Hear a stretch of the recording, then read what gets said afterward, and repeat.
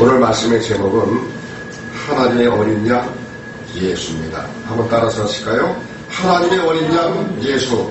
하나님의 어린 양 예수.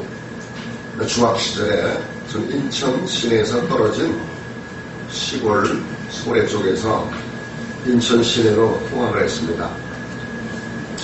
학교가 동인천 근방이기 때문에 동인천에서 버스를 타고 내렸는데, 저는 당시에 유도를 했기 때문에 다른 학생보다 조금 방과후 늦은 시간에 이렇게 하교를 했습니다.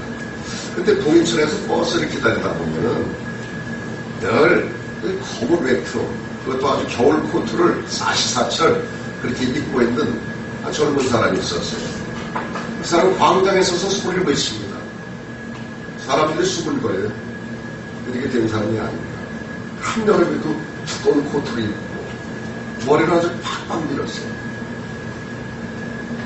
어느 날 제가 궁금해가지고 그 사람 가까이 가가지고 저 사람이 외치는 소리가 뭔가 들어봤더니 오늘 세례 요한이 외치는 소리와 같은 소리예요.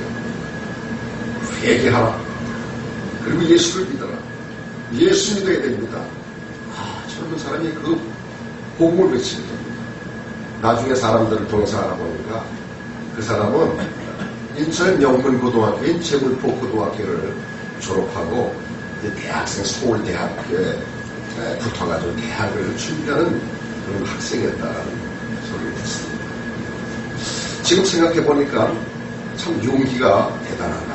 요즘에도 가끔 서울역이나 이런 역 근방에 가면 또 지하철에 가면 이렇게 복음을 외치는 사람들이 있죠. 사람들의 얼굴이 좀 찌푸러들긴 하지만은 그런 사람 보면 대단한 용기가 있다, 그런 생각이 들어요. 옛날 유대 땅에서도 이렇게 세상을 향해서 뭔가를 외치는 그런 사람이 있었습니다. 지난주에 우리가 생각한 대로 그 사람의 별명은 광야에 외치는 소리입니다. 그가 외친 그 말씀이 뭡니까?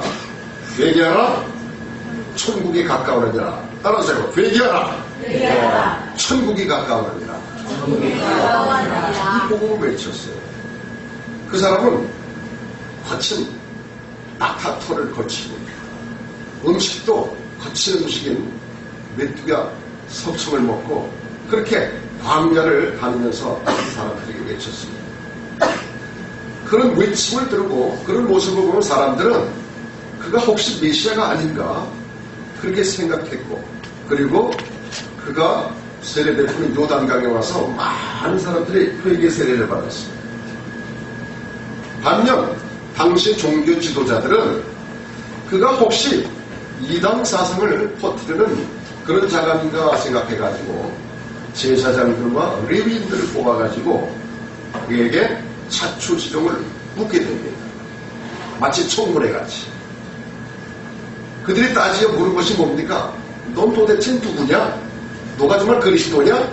아니면 엘리야냐? 아니면 모세가 말했던 바로 그 선지자냐? 이렇게 따지고 묻습니다.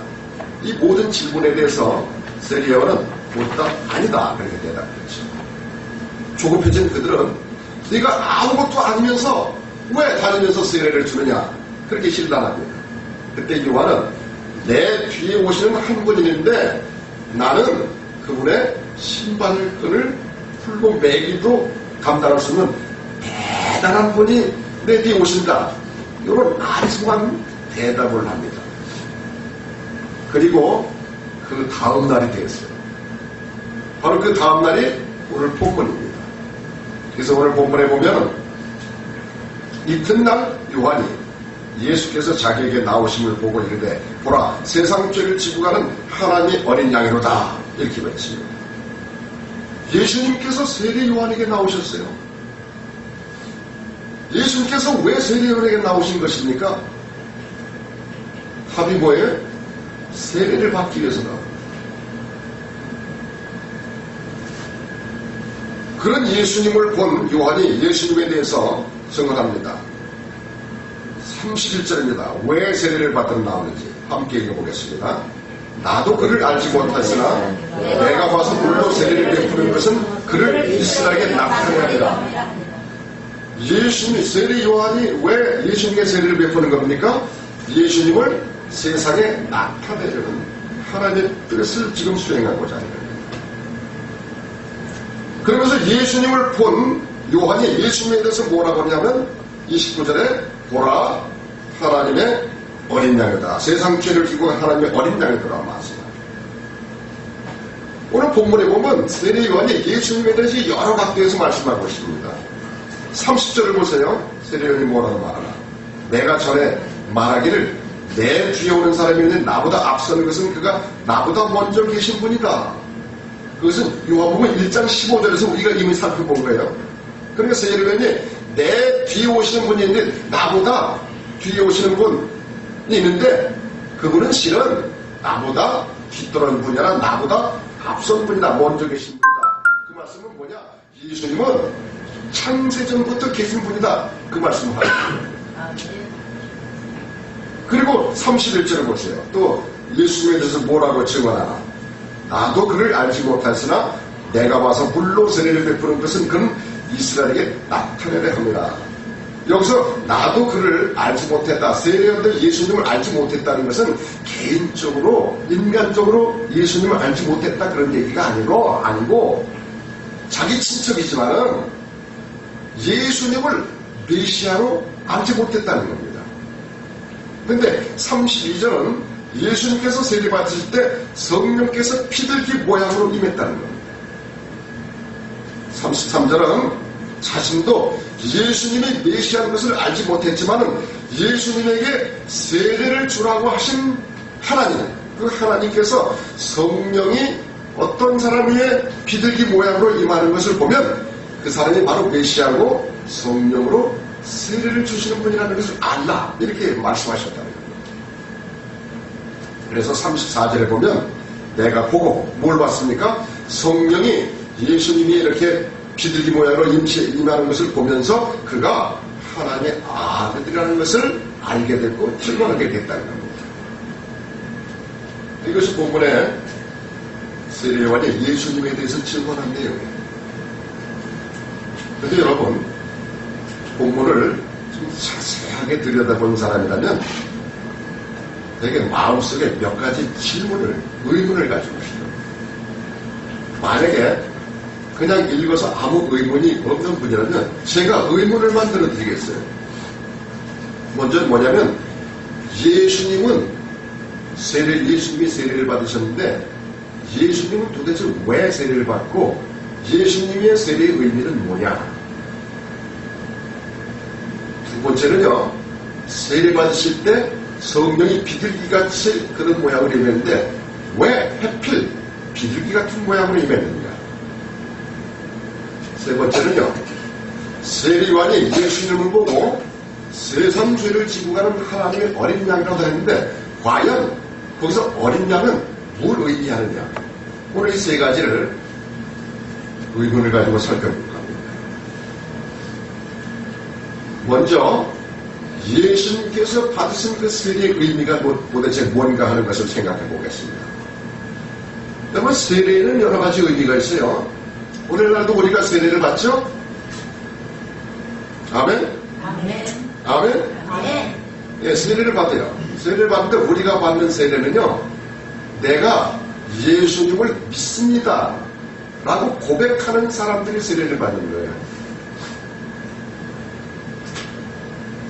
그러나 당시 유대 나라에서 행해지는 세례는 주로 이방인들이 유대계로 개종하는 사람들에게 세례를 베풀었습니다. 그러나 오늘 세례요한이 베푸는 세례는 그 유대인화 되게 하는, 유대인들 되게 하는 그런 세례는 아니에요. 세례요한의 세례는 어떤 세례입니까? 바로 죄를 씻는, 바로 회개의 세례입니다. 그렇다고 해서 그들의 죄가 씻어지는 건 아니죠. 그건 하나의 상징인데 바로 죄를 씻고 예수님을 깨끗한 마음으로 준비하라는 의미에서 세례는 세례를 줬어요.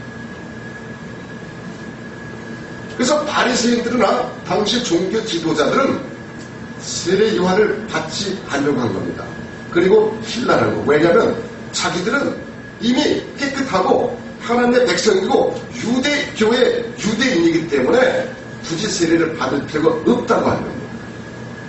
그래서 세례요한이 자기들을 향해서 회개하라! 천국이 가깝다. 그리고 독사의 자식들아! 이렇게 말하는 것에 대해서 굉장한 불쾌감을 가집니다. 그런데 오늘 본문은 세례요한이 예수님에게 베푸는 세례인데 세례요한의 세례는 바로 회개 세례라고 하는데 보통 회개 세례는 누가 받는 겁니까? 죄인들이 받는 거예요. 근데 예수님은 죄가 있어요, 없어요? 죄가 없는 분이에요. 죄도 알지 못하신 분하고 있기 때문에 세례요한의 세례를 받을 필요는 없는 거죠.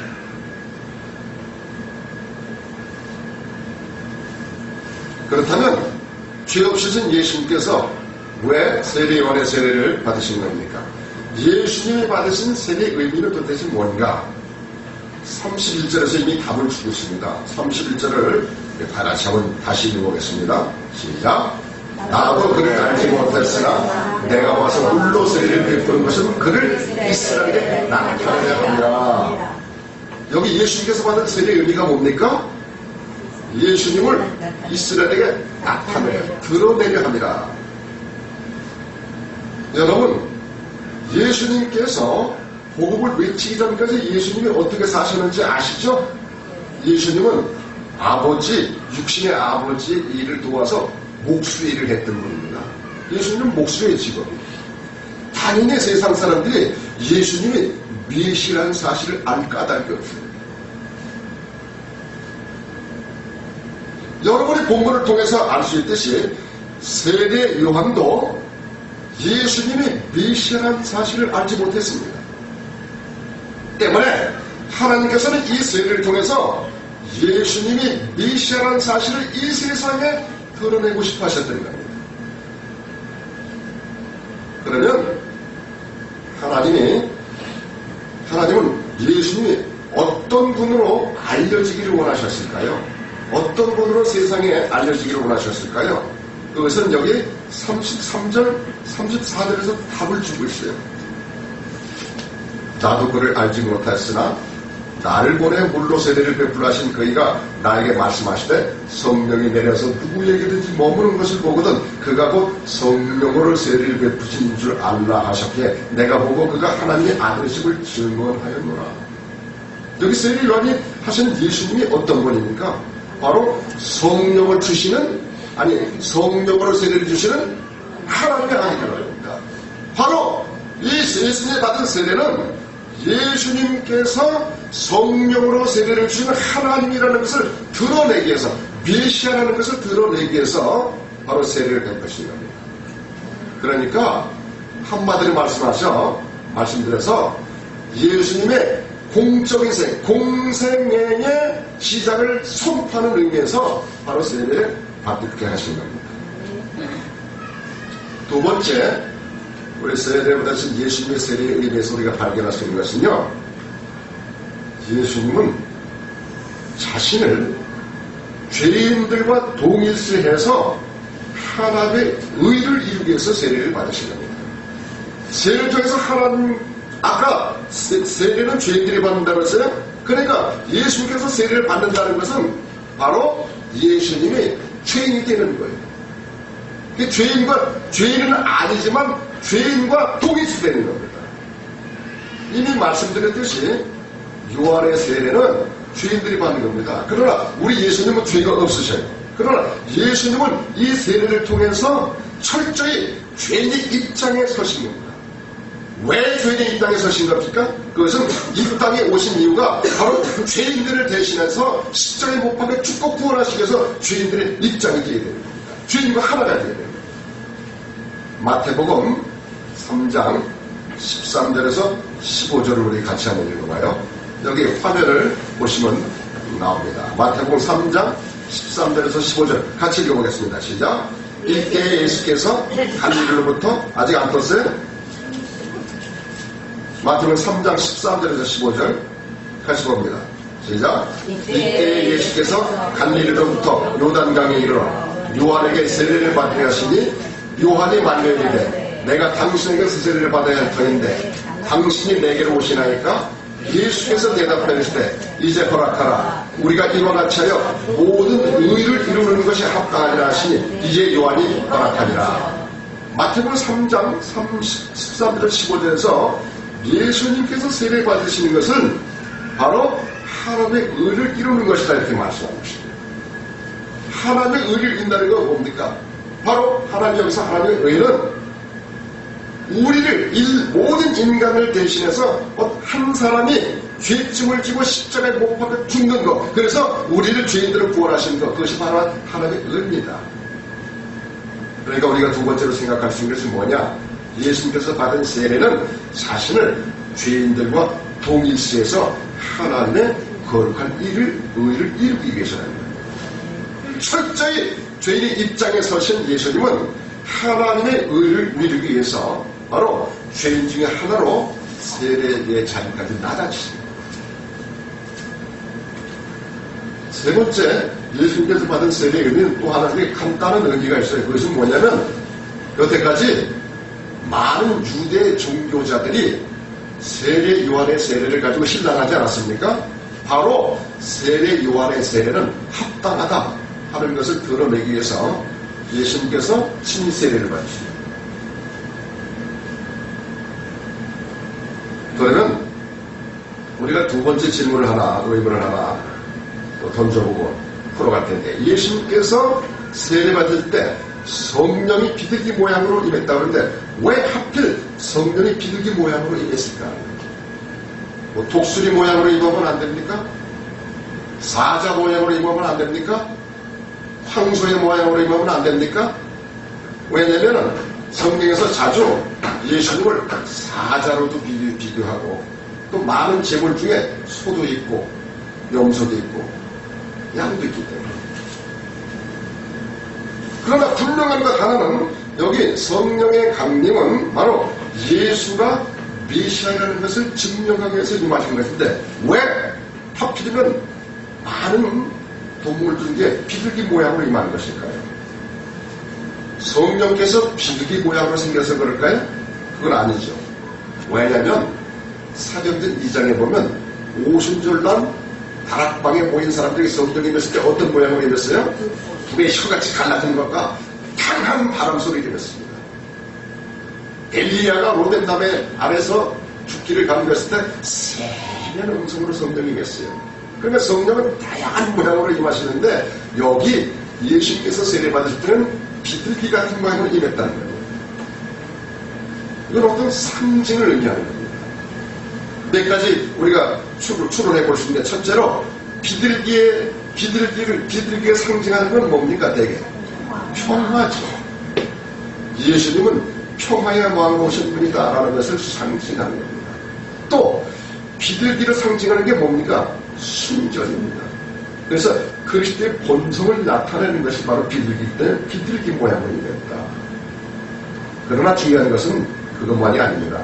더 중요한 것은 바로 이스라엘 백성들이 하나님 앞에 제물을 드리는 종류가 있죠.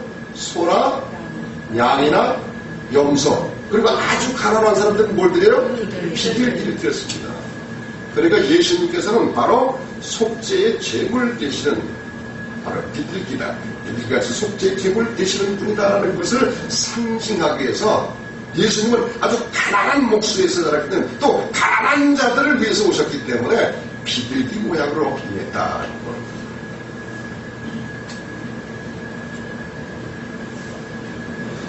세례요한은 이러한 여러 가지 사실을 통해서 예수님이 메시아시며 죄인들을 위해서 제물이 되어 오신 분이라는 것을 지금 분명히 말씀하십니다.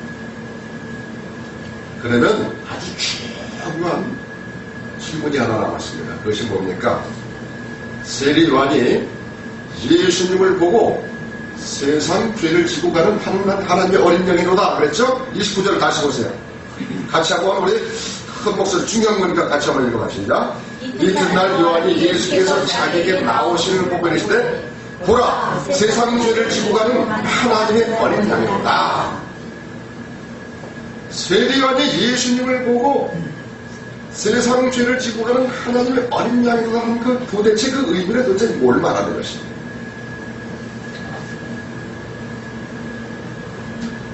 크게 세 가지를 의미한다고 볼 수 있습니다. 첫째는요, 6월절 양을 의미합니다.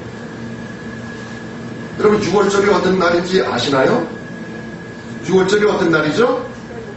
6.25인가요? 6월달에 있는 어떤 절기가 아니고 이스라엘 백성들이 애굽에서 구원받은 날이 6월절이에요. 그러니까 이스라엘에게서 최대 명절이 있는데 바로 6월절이 최대 명절입니다. 우리나라의 광복절과 같은 날이에요. 이스라엘 백성은 430년간 이집트의 노예로 살았습니다. 너무 고통스러워서 이스라엘 백성들 하나님께 부르짖었어요. 하나님께서 그 부르짖음을 들으시고 모세란 위대한 지도자를 세우셔가지고 이스라엘 백성들을 애굽에서 출애굽시키죠. 구원해냅니다. 그때 10가지 재앙을 내리게 되는데, 근데 마지막 재앙은 장자들을 치는 재앙이에요. 근데 왜 이 날을 6월절로 이름을 붙였을까요? 여기에는 깊은 뜻이 있어요. 출애굽기 12장에 보면 이스라엘 백성들이 애굽을 탈출하기 전날 밤에 하나님께서 애굽의 모든 장자들과 그리고 가축들의 모든 첫 새끼들을 다 쳐서 죽이겠다고 말씀하셨습니다. 그리고 모세를 통해서 이스라엘 백성들을 전하라고 하신 말씀이 뭐냐? 너는 네 백성들에 가서 이르기를 가족에게 어린 양을 한 마리씩 잡아가지고 그걸 죽여가지고 그 피를 취해서 문에 들어가는 인방과 설주에 그 피를 뿌리고 바르라 명령했습니다. 모세가 아마 의문했을 거예요. 도대체 그게 무슨 의미가 있습니까? 하나님께서 말씀하십니다. 내가 그 어린 양의 피를 바른 집을 뛰어넘어가겠다. 패스오버하겠다. 유월하게 하겠다. 여기 유월이라는 뛰어넘는다는 겁니다. 멸하지 않겠다는 겁니다. 한 사람도 밖에 나오지 말라는 것입니다. 바로 그것이 출애굽기 12장 21절에서 23절에 있는 말씀이에요. 한번 같이 읽어볼까요? 여기 보시면 떴나요? 자, 출애굽기 12장 21절 23절 같이 읽어봐요. 시작. 모세가 이스라엘 모든 장로를 불러서 그들에게 이르되 너희는 나가서 너희의 가족대로 어린 양을 택하여 6월절 양으로 잡고 우슬초 굽을 가져다가 그릇에 담은 피에 적셔서 그 피를 문 인방과 좌우 설주에 뿌리고 아침까지 한 사람도 자기 집 문에 나가지 말라. 여호와께서 애굽 사람들에게 재앙을 내리려고 지나가실 때에 문 인방과 좌우 문 설주의 피를 보시면 여호와께서 그 문을 넘으시고 멸하는 자에게 너희 집에 들어가서 너희를 치지 못하게 하실 것이니로다. 그러니까 이 말씀을 따라서 모세가 전한 말씀을 따라서 어린 양을 죽여서 그 피를 문 인방과 문 설주에 바른 집은 구원을 얻을 수 있었다는 겁니다.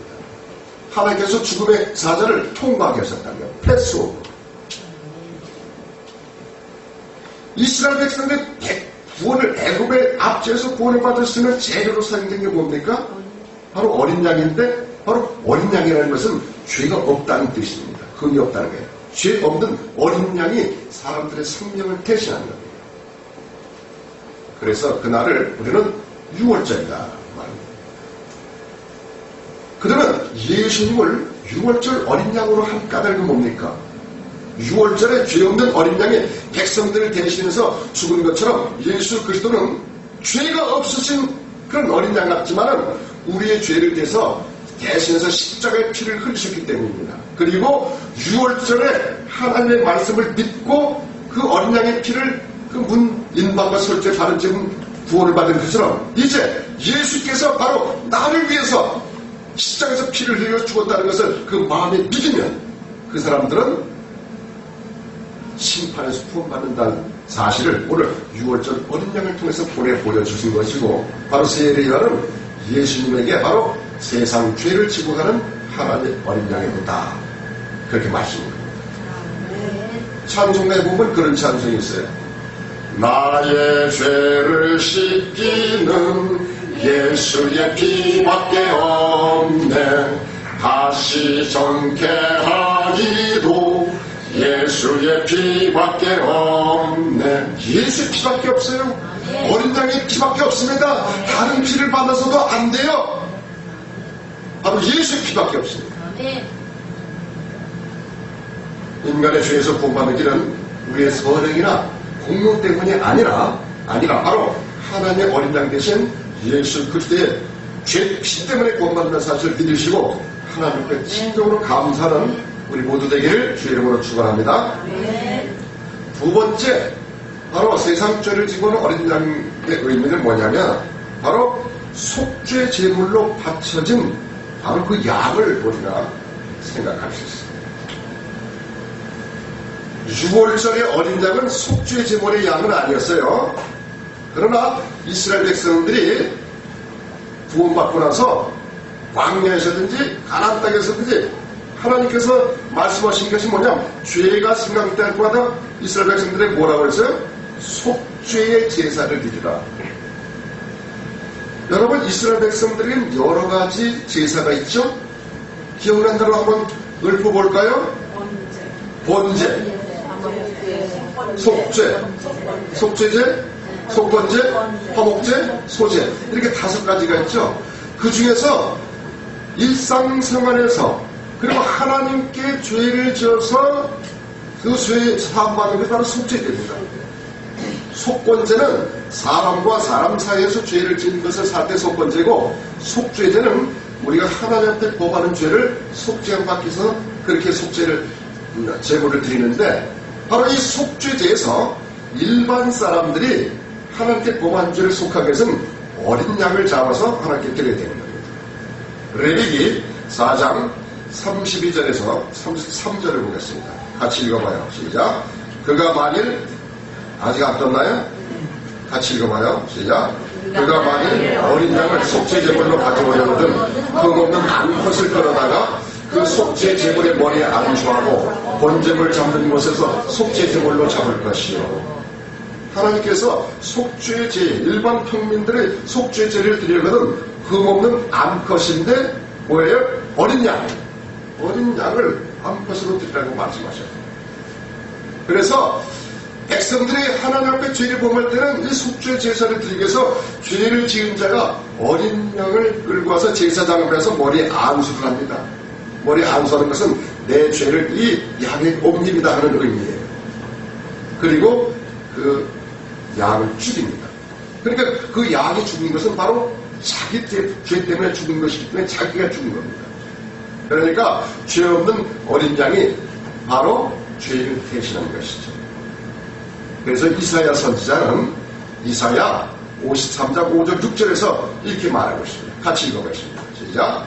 그가 찔림은 우리의 고물 때문이요 그가 상함은 우리의 죄악 때문이다. 그가 징계를 받음으로 우리는 평화를 누리고 그가 채찍에 맞음으로 우리는 나음을 받았도다. 우리는 다 양 같아서 그릇 행하여 각기 제게로 갔거늘 여호와께서는 우리 모두의 죄악을 그에게 담당시키셨다.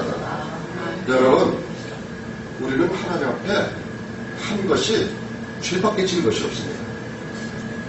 그럼에도 불구하고 예수님은 피 흘려 죽은 어린 양과 같이 저와 여러분의 죄를 대신해서 속죄의 양처럼 죽으신 겁니다. 어찌 감사하지 않을 수가 있겠습니까? 어찌 찬양하지 않을 수가 있습니까? 나 행한 것 죄뿐이니 주 예수께 비옵기는 나의 몸과 나의 마음을 깨끗하게 하옵소서. 물 가지고 날 씻든지 불 가지고 사르든지 주님의 피줄밖에 우리를 씻을 곳이 있어요. 그 찬송가 중에 그런 찬송이 있어요. 날 위하여 십자가에 중한 고통 받으사 대신 주는 주 예수의 살아가신 은혜여 보배로운 피를 흘려 영영 죽을 죄에서 구속함을 받으노니 어찌 찬양할까.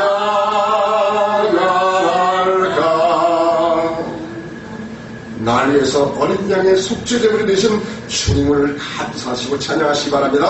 아멘. 마지막 세 번째는요, 어떤 의미가 있느냐는 아사셀 염소를 우리가 생각할 수 있습니다.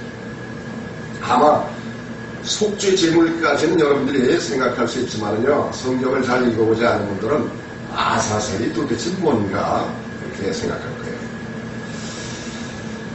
이스라엘 백성들이 특히 죄를 질 때마다 속죄 제물을 가지고 나갔지만요, 이스라엘 백성은 전체의 죄를 다 속죄하기 위해서 하나님께서 정해주신 절기가 있어요. 그 절기가 뭐냐면 바로 대속죄입니다.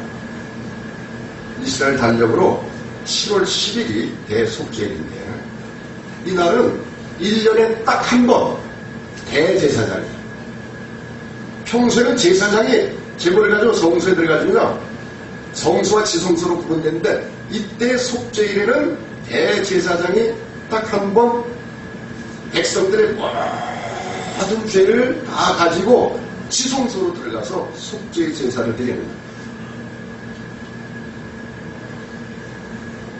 대제사장은 백성들의 죄를 속하기 위해서 순염소 2마리를 가지고 성전 앞으로 나아가요. 그리고 두 염소 중에서 제비 뽑아가지고 하나는 속죄제물로 잡아서 하나님께 그 피를 드리고, 하나는 살려줘가지고 그 살려준 양을 아사셀 양이라고 하는데, 아사셀이라는 뜻은요, 멀리 떠나보낸다, 제거한다, 그런 뜻을 가지고 있습니다. 그래서 이스라엘 백성들의 죄를 그 아사셀 양의 머리에 손을 얹고 다 구합니다. 하나님과 이 백성들이 하나님께 간음을 범했습니다. 우상 숭배를 했습니다. 도둑질을 했습니다. 거짓말을 했습니다. 남을 비고 했습니다. 이런 여러 가지 등등 이런 죄들을 다 구합니다. 그리고 안수한 다음에 산채로 그 양을 광야, 촉막한 데로 보내면 무인징에게 이르렀을 때 그 염소를 광야에 그대로 보내는 겁니다. 그것을 아사셀 양이라고 합니다. 여러분, 이처럼 이스라엘 백성들의 모든 죄를 홀로 담당하고 광야로 멀리 떠난 이 아사셀 염소의 그 의미는요, 바로 이스라엘 백성들 죄가 완전히 빨리 사라졌다, 하나님께서 이스라엘 백성들 죄를 빨리 옮기셨다는 의미로 그렇게 하는 거예요. 마찬가지로 예수님께서 아사셀 양이 되신 것은 인류의 죄를 도말하시기 위해서 죄짐을 지고 성문 밖 골고다를 향하실 예수 그리스도의 구속사역을 의미하는 겁니다. 그래서 예수를 믿는 자마다 우리의 모든 죄가 어떻게 돼요? 완전히 많이 사라지는 거예요. 하나님께서 기억도 아니하셨다고 그랬어요. 이것이 주님께서 주신 은혜입니다. 하나님께서 우리가 죄일 때마다 너 옛날에도 그 죄를 졌지? 인간들처럼 우리 인간들은 어때요? 평소에 평안하다가도 무슨 단전 일 있으면 옛날 거 다 시끌거려, 옛날에 너 이랬지 너 괴롭히지만은 우리 하나님은 한 번 죄를 고백한 것에 대해서 또 우리를 사신 것에 대해서는 일체 기억하지 않으신 좋으신 하나님인 줄 믿습니다. 바로 그것이 아사셀 양의 의미예요. 이런 배경들을 가지고 세례 요한은 예수님을 가리켜서 세상 죄를 지고 가는 하나님의 어린 양이다, 그렇게 말했습니다. 이 세례 요한이 이스라엘 백성들을 향해서, 지금 세례받으러 온 이스라엘 백성들, 그리고 자기에게 질문하러 온 바리새인들, 그리고 이 제사장들, 그리고 레위인들을 향해서 이 말을 했을 때, 거기에 모인 이스라엘 백성들은 이 세상 죄를 지고 가는 하나님의 어린 양이다, 바로 내일이 오신 분이 바로 그런 분이다라고 알아들었을까요? 못 알아들었을까요? 당연히 알아들었죠. 왜? 여기에 제사장들이나 레위인들은 어떤 사람들이에요? 종교 지도자들 아닙니까? 구약에 대해서는 아주 모세 모경에 대해서 빠삭하게 하는 사람들이에요. 그럼에도 불구하고 안타까운 게 뭐예요? 세례요한이 전하는 바로 세상 죄를 지고 가는 하나님의 어린 양이다. 이 세 가지 의미를 그들이 받아들이지 않고 예수님을 배척했다는 겁니다. 오늘도 마찬가지 아닙니까? 우리가 하나님의 말씀을 들어서 복음을 세상에 전해도 예수님의 이 복음을 배척하는 사람들이 얼마나 많습니까? 많은 사람들이 예수님을 배척합니다. 그러나 세례 요한의 이 말을 듣고 보라! 세상 죄를 지고 가는 하나님의 어린 날 예수님이 이렇게 나왔을 때 당신들이 기다리고 기다렸던 메시아가 바로 이분이다 라고 했을 때 그 예수님을 메시아로 받아들이는 사람들은 어떻게 됐을까요? 그들의 모든 죄가 다 사라집니다. 할렐루야? 이것이 하나님의 주시는 은혜예요. 아무것도 한 것이 없어요. 그들도 그렇고 저와 여러분들도 하나님 앞에 의로운 행동한 것이 없습니다. 그럼에도 불구하고 바로 예수님께서 나의 죄를 짊어지고 무인징으로 간 아세살 양이고 속죄 양이 되시고 유월절 양이 되셨다는 것을 그 마음에 받아들이고 영접하는 자는 어떻게 된다는 것을 하나님의 자녀가 되는 권세를 주시고 모든 죄를 다 용서해 주신다는 놀라운 약속을 하셨다는 겁니다. 이 사실을 믿으시기 바랍니다. 그래서 베드로전서 1장 19절에 보면 그런 말씀이 있어요. 베드로전서 1장 19절을 보겠습니다. 천천히 제가 말씀드려요. 같이 읽읍시다. 시작. 우리가 구원받는 것은 은이나 금같이 없어질 것으로 한 것이 아니요 오직 금없고 점없는 어린 양 같은 그리스도의 보배로 피로 한 것이라. 이런 말씀이죠. 여러분, 우리가 구원받는 것은요 우리의 열심 노력 가지고 되는 게 아니에요. 세상에서 뭔가 선한 도덕적인 행위, 선을 쌓는 것 가지고 되지 않습니다. 굳이 한다고 되는 게 아니에요. 얼마 전에 우리 동영상을 통해서 박진영이라는 가수가 뭐죠? 무슨 프로그램? 힐링 캠프인가 거기 나와서 하는 얘기 들었지 않습니까? 그래도 생각이 있는 사람이에요. 사람이 살다 보니까 자기는 목적이 맨 처음에 돈을 많이 벌어서 부자가 되는 것이 목적이라서 그 목표 세워서 노력하면 되겠다 해서 노력했더니 돈이 생기더라는 거예요. 그 목표를 세우니까 그 사람이 죽어라고 막 부끄러운 무릎 쓰고 그렇게 돈을 벌려고 노력해서 돈을 벌었어요. 시간 아끼지 않고 다른 돌아보지 않고 오직 그 목표에 대해서. 그러니까 돈이 벌린다 이거지. 그러나 돈이 채워지고 나서도 그 마음에 공허함을 감출 수 없었다는 거예요. 그래서 이것 가지고는 안 되겠구나. 이것 가지고는 만족할 수 없구나. 그래서 뭘 해요? 자선을 하면 되겠다는 생각하죠. 명예를 얻으면 되겠다고 생각해요. 그래서 그런 것도 다 얻었습니다. 그러나 명예도 얻고 얼마나 많이 알려졌어요. 그리고 사람들에게 자선도 베풀었어요. 남을 구제하고. 그래도 뭔가 1% 모자랐다는 겁니다. 바로 그 1% 모자라는 것 때문에 저희가 고민하고 갈등한다는 거예요. 그것이 채워지지 않게 되면 마음이 텅 빈다는 겁니다. 얼마 전에 어떤 사람이 얘기를 듣는 게 진짜인지 모르겠습니다만 그 힐링 캠프 나온 이로 그가 예수님을 만났다. 그런 얘기를 들었어요. 그건 사실인지 하여튼 모르겠어요. 제가 직접 박진영 씨를 만나지 못했기 때문에 확실히 말씀드릴 건 없지만 저는 그 고백을 통해서 이 사람의 희망이 있다라는 생각을 했어요. 우리가 인생에서 돈 가지고 명예 가지고 또 자선사업 가지고 도덕 가지고 우리가 구원받을 수 없습니다. 오직 어린 양이 되신 십자가를 지신 예수의 피밖에 없는 줄 믿으시기 바랍니다. 아직도 나 때문에 십자가에서 어린 양으로 대신 죽으신 예수님을 마음 중심에 모시지 못하시는 분이 있습니까? 아직도 뭐니 해도 뭐니 가져와서 뭐니를 쫓아다니는 사람이 있습니까? 예수님은 나중에 믿어도 된다고 생각하시는 분입니까? 오늘 이 복음에 들려드린 이 순간에 예수님을 영접하시기 바랍니다. 예수님을 그러나 믿는다고 하지만 여태까지 교회를 다녔다고 하지만 삶의 중심에 예수님을 우선순위로 두지 못한 분이 있습니까? 또 살다 보니까 삶이 바빠서 예수님을 잊어버리고 사는 분이 있습니까?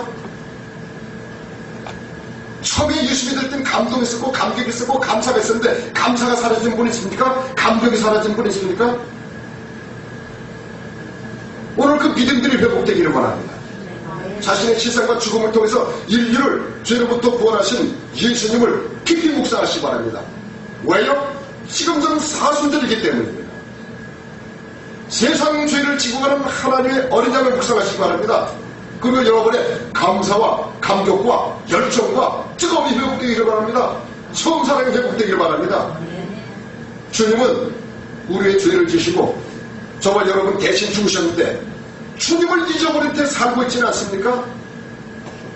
우리도 희생을 통해서 남을 살리는 그런 인생을, 나머지 인생을 살아야 되지 않겠습니까? 나 자신만을 위해서 사는 것이 아니라 정말 보람있는, 세상에서 가장 보람있는, 나 까다롭게 죽어가는 영혼들이 세월을 얻고 구원을 받는 놀라운 역사를 일으키는 저와 여러분이 되어야 되지 않겠습니까? 하나님께서 우리를 그것을 위해서 부르시지 않았습니까? 거기에는 희생이 따라야 됩니다. 물질의 희생이 따라야 되고, 시간의 희생을 따라야 되고, 우리의 재능의 희생을 따라야 됩니다. 희생이 없이는 구원 받을 수 없어요. 예수님께서는 자기 목숨까지 희생하면서 우리를 구원하셨습니다. 가시고기라는 민물고기가 있죠. 이 민물고기는요, 엄마 가시고기가 알을 낳으면 그냥 알 돌보지도 않고 그냥 휙 가버린다는 거예요. 그래서 아빠 가시고기가 혼자 남아가시고 이 알을 돌보는데, 홀로 남은 이 아빠 가시고기는 이 알을 먹으려고 달려드는 각종 물고기들과 목숨을 건 사투를 한다는 거예요. 그 알을 지키기 위해서 온몸에 상처가 있죠. 그리고 그 알을 지키는 동안은 그 알이 혹시라도 누가 공격할까봐 그 자리를 떠나지도 않고 잠을 자지도 않으면서 알을 보호한다. 이윽고 이제 시간이 지나서 알이 이제 부화가 됩니다. 근데 알에서 새끼들이 부화하면 놀랍게도 먹을 것 없으니까 아빠 가시고기를 뜯어먹는다는 거예요. 아빠 가시고기 자기 몸을 내주는 거예요. 그래서 새끼들은 아빠 가시고기에 살을 뜯어먹으면서 영양을 보충하고 어느 정도 되면 휙 사라져버린다는 거예요. 홀로 남은 아빠 가시고기는 이제 피골이 상접하고 살이 다 뜯겨나가서 헐떡거리면서 돌틀에다 머리를 쳐박고 죽어버린다. 이 가시고기에서 우리가 배울 수 있는 게 뭐예요? 십자가에 죽기까지 자기를 버리시고 찢기신 예수님의 그 십자가의 고난과 고통, 희생 때문에 바로 그 살을 먹고 피를 먹는 저희들이 구원을 받았다는 겁니다. 이 사실이 어찌 우리 가슴을 뜨겁게 하지는 않을 수가 없겠습니까? 때문에 우리는 이제 나머지 인생 정말 주님께 감사하면서 주님의 오늘 세리요한이 예수님의 증인된 것처럼 증인이 되어야 되지 않겠습니까? 누가 듣든지 안 듣든지 우리는 전해야 됩니다. 사람들 앞에 내가 어떻게 예수 믿었는지 간증을 해야 됩니다. 내가 어떻게 예수님을 만났는지 또 어떤 체면인지 간증을 해야 됩니다. 내가 예수 믿어서 구원받은 사람이고 예수님은 나의 모든 추한 죄의 짐을 짊어지고 돌아가신 분이라서 우리가 노래해야 될 줄 믿습니다. 이제 우리 주님의 증언자가 되시고 주님만을 드러내는 복된 삶을 삶으로 말미암아 저와 여러분 때문에 우리가 행하는 예수의 행함의 행적을 따르고 예수님께서 전한 그 복음의 복을 물린 나팔을 불므로 말미암아 저와 여러분 통해서 죽어져가는 영혼들이 주 앞에 살아나는 놀라운 역사가 날마다 일어나기를 주님으로 축원합니다. 기도합니다. 하나님 아버지 은혜와 사랑을 감사합니다. 주님께서 세상 죄를 지고 하는 하나님의 어린 양으로 오셔서 우리의 모든 죄를 담당하시고 내가 죽어야 될 자리에 내가 심판받을 자리에 내려가셔서 하나님 우리의 모든 죄를 담당하시고 우리를 구하신 그 큰 사랑 은혜를 감사합니다. 오늘 세례요한의 이 말씀을 통해서 다시 한번 우리 구원받았을 때 그때를 추억합니다. 처음 사랑이 회복되게 도와주시기를 원합니다. 이렇던 감사, 감격이 회복되기를 원합니다. 아직 주님을 마음 중심에 모시지 못한 사람, 오늘 그 예수님을 마음의 중심에 모심으로 만나 그 인생의 놀라운 역사가 일어나게 도와주시기를 원합니다. 또 우리에게 맡겨주신 이 복음의 사명, 생명을 살리는 이 귀한 도구를 주셨사오니 이 도구를 가지고 세상에 가서 주님을 알지 못하는 사람들에게 전파하여 많은 사람을 주 앞으로 인도하는 귀한 사명도 감당하는 주의 종들 다 되게 도와주시기를 원합니다. 그래서 성령의 충만함이 필요하니 하나님을 구하는 자에게 주시겠다고 약속해준 성령의 충만함을 허락하여 주셔서 하나님 성령의 역사를 이루는 우리 종들 다 되게 축복하여 주시옵소서. 감사하며 예수님의 이름으로 기도하옵나이다. 아멘. 258장